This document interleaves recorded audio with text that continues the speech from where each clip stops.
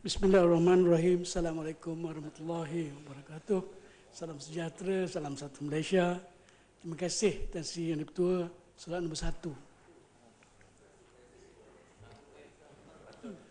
Terima kasih Tan Sri Yang Di-Pertua. Terima kasih Yang Berhormat Paling Besar. Tan Sri Yang Di-Pertua, transformasi pendidikan Malaysia ataupun TPV bermatlamatkan melahirkan tenaga kerja separuh mahir dan mahir serta mencorak lanskap baru kepada sistem pendidikan yang berteraskan pencapaian kompetensi, kemahiran dan akademik.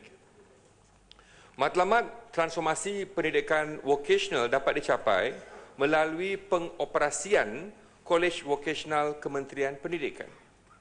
Untuk maklumat ahli yang berhormat, bagi memastikan matlamat ini dicapai, Kementerian Pendidikan Malaysia diberi tanggungjawab untuk melatih pelajar seawal usia dalam bidang vokasional ke arah pembangunan negara yang mampan.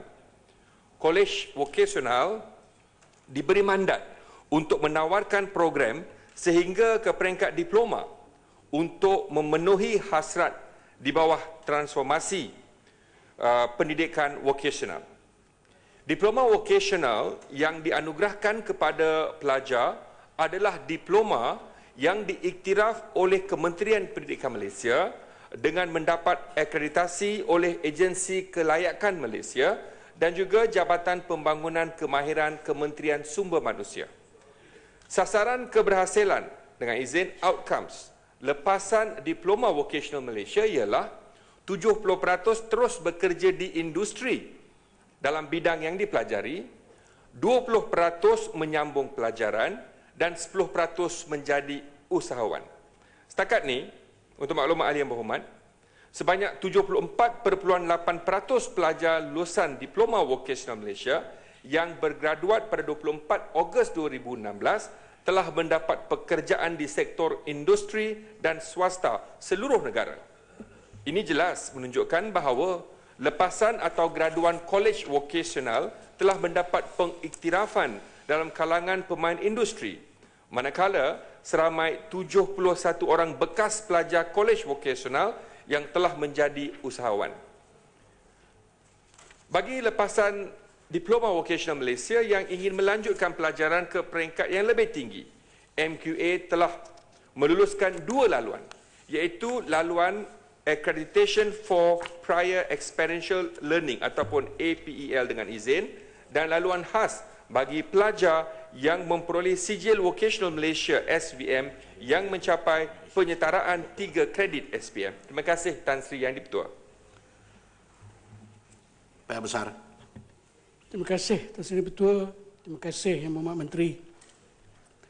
Peruntukan 4.6 bilion untuk memperkasa institusi TVET perlu diguna sebaik mungkin. Bukan saja untuk pembangunan prasarana, infrastruktur dan fasiliti lebih bersifat fizikal, malah untuk pembangunan profesionalisme pelajar, pelatih dan juga pekerja. Soalan tambahan saya, menyentuh mengenai kualiti graduan TVET, saya difahamkan kumpulan pertama graduan TVET sudah menerima diploma mereka baru-baru ini. Berapa jumlah ratusan graduan TVET College Vocational dan yang memohon ke peringkat IPT? Dan setakat mana usaha kerajaan sendiri dalam memperbanyak bahan ilmiah dalam bidang TVET agar Malaysia mampu menjadi hub pendidikan teknik dan latihan vocational serantau? Terima kasih. Terima kasih Yang Berhormat Paling Besar. Terima kasih Tan Sri Yang Di-Pertua. Yang Berhormat Paling Besar telah membangkitkan 2 isu. Satu, berapa pelajar yang telah melanjutkan pelajaran kohort yang telah dilaksanakan, dan dari aspek bahan-bahan ilmiah. Yang Berhormat,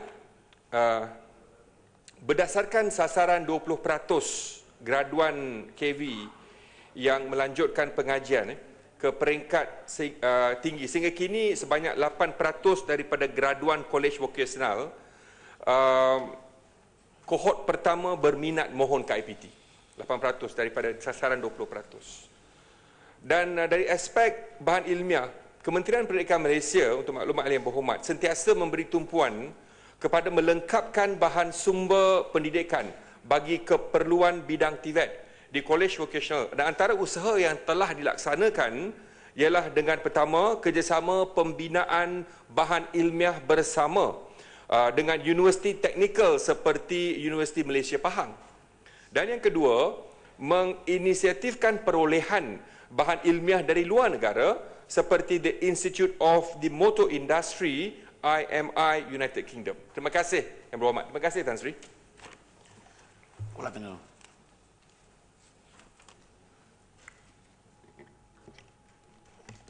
kasih Tuan Ketua dan Tok Menteri. Memandangkan ibu bapa dan calon-calon pelajar tidaklah berapa minat sektor vocational. Apakah langkah-langkah yang dibuat oleh kerajaan untuk membuat atau memastikan mereka yang keluar lebih sesuai dapat kerja-kerja yang lebih baik seperti terdapat di Jepun dan juga di Germany, iaitu dengan izin they are targeted for more specific sector with current and near future demand. Itulah untuk memberi elevated status to the vocational school graduates. Terima kasih.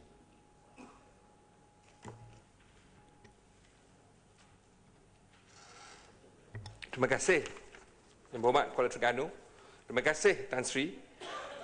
Yang Berhormat, seperti mana Yang Berhormat mengatakan seperti tadi, mungkin ada yang tidak begitu minat dalam pendidikan vocational. Saya ingin membetulkan persepsi tersebut Yang Berhormat. Untuk maklumat Yang Berhormat, kita ada hampir 100,000 pelajar-pelajar lepasan PT3 yang minat menceburi bidang vocational ini. Hampir 100,000. Dan jumlah pelajar-pelajar yang menduduki PT3 ialah 430,000.